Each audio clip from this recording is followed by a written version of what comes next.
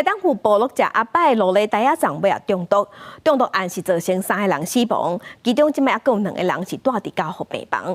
疾管署有公布上新的结果，伫11个人内底拢有验到农药脱服熊，也那阿伯内底台仔的农药浓度上介悬。检方即摆已经分他治案侦办，有家属是质疑讲是安怎出现第一个案例时拢无通报，希望台东县政府出来说明。经过侦查研究，伫连续有7个人出院。台东的台仔粽阿伯中毒案，到即马还有2个人持续住院治疗。这个事情发生的时候，我妈妈在医院，然后我就过来，我就在顾，有好转了。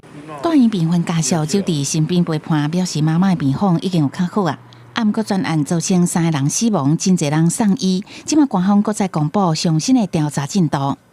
有11个个案有送检，那血液跟尿液呢，都有检出到这个托福松的这个浓度。那12名个案当中有1位是因为他是已经死亡，然后在医院当中没有留存他先前的检体，所以我们就没有办法替这一位送验。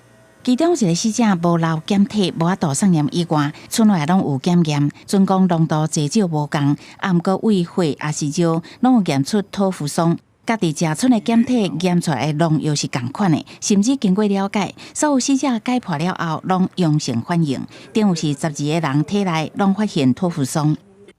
一个当情病患的家属，伫台东县长姚庆玲的面册留话，即期出现头一个个案了后，乃无发现，嘛无通报，要求县政府会当说明。专案疑点真侪，检方也继续调查。案件发生迄当时，警方就捌通知过身阿嬷的后生说明，即马阿伯内底的台仔，也甲精密具内底留的台仔粉，拢验出高浓度的托福松，是毋是牵涉到人为因素？检方嘛分他治案侦办，案件真相也有待调查。记者综合报道。